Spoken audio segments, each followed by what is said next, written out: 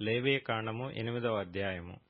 మరియు యెహోవా, నీవు అహరోనును అతని కుమారులను, వారి వస్త్రములను, అభిషేక తైలమును, పాప పరిహారార్థ బలి రూపమైన కోడెను, 2 పొట్టేళ్లను, గంపెడు పొంగని భక్ష్యములను తీసుకుని ప్రత్యక్షపు గుడారము యొక్క ద్వారమునొద్దకు సర్వ సమాజమును సమకూర్చుమనగా, యెహోవా మోషేకు ఆజ్ఞాపించినట్లు అతడు చేసెను.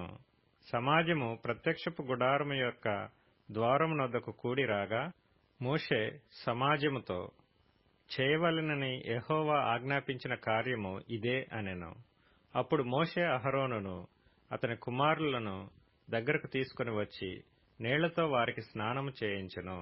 తరువాత అతడు అతనికి చొక్కాయిని తొడిగి, అతనికి దట్టీని కట్టి, నిలువుటంగీని, ఏఫోదును వేసి, ఏఫోదు యొక్క విచిత్రమైన నడికట్టును అతనికి కట్టి, దానివలన అతనికి ఏఫోదును బిగించి, అతనికి పతకము వేసి, ఆ పతకములో ఊరీము తుమ్మీమను వాటిని ఉంచి, అతని తల మీద పాగాను పెట్టి, ఆ పాగా మీదను అతని నొసట పరిశుద్ధ కిరీటముగా బంగారు రేకును కట్టెను.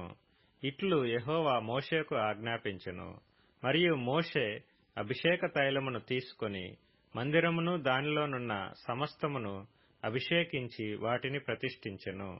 అతడు దానిలో కొంచెము 7 మారులు బలిపీఠం మీద ప్రోక్షించి, బలిపీఠమును దాని ఉపకరణములన్నిటినీ, గంగాళమును దాని పీటను ప్రతిష్ఠించుటకై వాటిని అభిషేకించెను. మరియు అతడు అభిషేక తైలములో కొంచెము అహరోను తల మీద పోసి, అతని ప్రతిష్ఠించుటకై అతనిని అభిషేకించెను. అప్పుడతడు అహరోను కుమారులను దగ్గరకు తీసుకుని వచ్చి, వారికి చొక్కాయిలను తొడిగి, వారికి దట్టీలను కట్టి, వారికి కుళ్ళాయిలను పెట్టెను. ఇట్లు యెహోవా మోషేకు ఆజ్ఞాపించెను. అప్పుడతడు పాప పరిహారార్థ బలిగా ఒక కోడెను తీసుకుని వచ్చెను.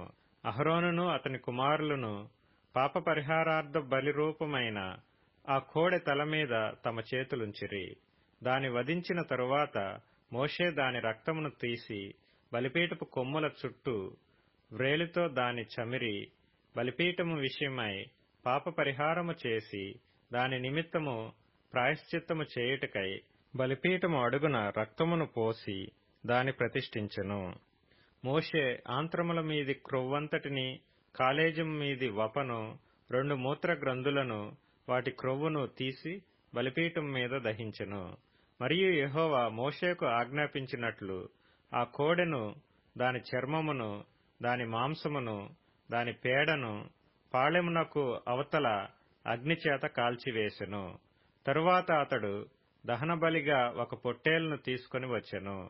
అహరోనును అతని కుమారులను ఆ పొట్టేలి తల మీద తమ చేతులుంచిరి.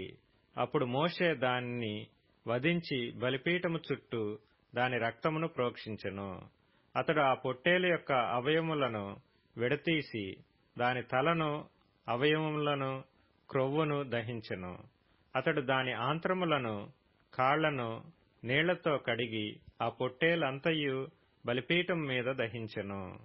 యెహోవా మోషేకు ఆజ్ఞాపించినట్లు అది ఇంపైన సువాసన గల దహన బలి ఆయెను. అది యెహోవాకు హోమము. అతడు 2వ పొట్టేలును, అనగా ఈ ప్రతిష్ఠితమైన పొట్టేలును తీసుకుని రాగా, అహరోనును అతని కుమారులను ఆ పొట్టేలి తల మీద తమ చేతులుంచిరి. మోషే దానిని వధించి, దాని రక్తంలో కొంచెము తీసి అహరోను కుడి చెవి కొన మీదను, అతని కుడి చేతి బొటన వ్రేలి మీదను, అతని కుడికాలి బొటన వ్రేలి కొన మీదను దాని చమిరెను. మోషే అహరోను కుమారులను దగ్గరకు తీసుకుని వచ్చి, వారి కుడి చెవుల కొనల మీదను, వారి కుడి చేతుల బొటన వ్రేలి మీదను, వారి కుడి కాళ్ల బొటన వ్రేలి మీదను ఆ రక్తములో కొంచెము చమిరెను. మరియు మోషే బలిపీఠము చుట్టూ దాని రక్తమును ప్రోక్షించెను.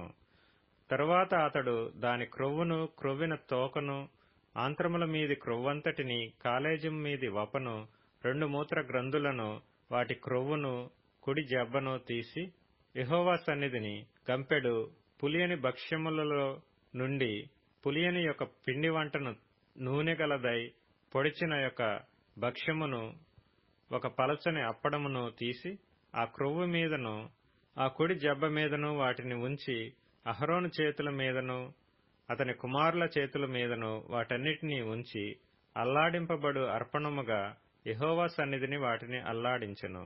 అప్పుడు మోషే వారి చేతుల మీద నుండి వాటిని తీసి బలిపీఠం మీదనున్న దహనబలి ద్రవ్యము మీద వాటిని దహించెను.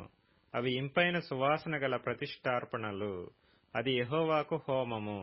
మరియు మోషే దాని బోరను తీసి అల్లాడింపబడు అర్పణముగా యెహోవా సన్నిధిని దానిని అల్లాడించెను. ప్రతిష్ఠార్పణ రూపమైన పొట్టేలిలో అది మోషే వంతు. అట్లు యెహోవా మోషేకు ఆజ్ఞాపించెను. మరియు మోషే అభిషేక తైలములో కొంతయు బలిపీఠం మీది రక్తములో కొంతయు తీసి అహరోను మీదను అతని వస్త్రముల మీదను అతని కుమారుల మీదను అతని కుమారుల వస్త్రముల మీదను దానిని ప్రోక్షించి అహరోనును అతని వస్త్రములను అతని కుమారులను అతని కుమారుల వస్త్రములను ప్రతిష్ఠించెను. అప్పుడు మోషే అహరోనుతోనూ అతని కుమారులతోనూ ఇట్లనెను: ప్రత్యక్షపు గుడారము యొక్క ద్వారమునొద్ద ఆ మాంసమును వండి అహరోనును అతని కుమారులను తినవలెనని నేను ఆజ్ఞాపించినట్లు అక్కడనే దానిని ప్రతిష్ఠిత ద్రవ్యములు గల గంపలోని భక్ష్యములను తినవలెను. ఆ మాంసములోను భక్ష్యములోను మిగిలినది అగ్నిచేత కాల్చివేయవలెను. మీ ప్రతిష్ఠ దినములు తీరు వరకు 7 దినములు ప్రత్యక్షపు గుడారము యొక్క ద్వారమునొద్ద నుండి బయలు వెళ్ళకూడదు. 7 దినములు మోషే మీ విషయములో ఆ ప్రతిష్ఠను చేయుచుండును. మీ నిమిత్తము ప్రాయశ్చిత్తము చేయుటకై అతడు నేడు చేసినట్లు చేయవలెనని యెహోవా ఆజ్ఞాపించెను. మీరు చావకుండునట్లు మీరు ప్రత్యక్షపు గుడారము యొక్క ద్వారమునొద్ద 7 దినముల వరకు రేయింబగళ్లుండి యెహోవా విధించిన విధిని ఆచరింపవలెను. నాకు అట్టి ఆజ్ఞ కలిగెను. యెహోవా మోషే ద్వారా ఆజ్ఞాపించినవన్నీ అహరోనును అతని కుమారులను చేసిరి.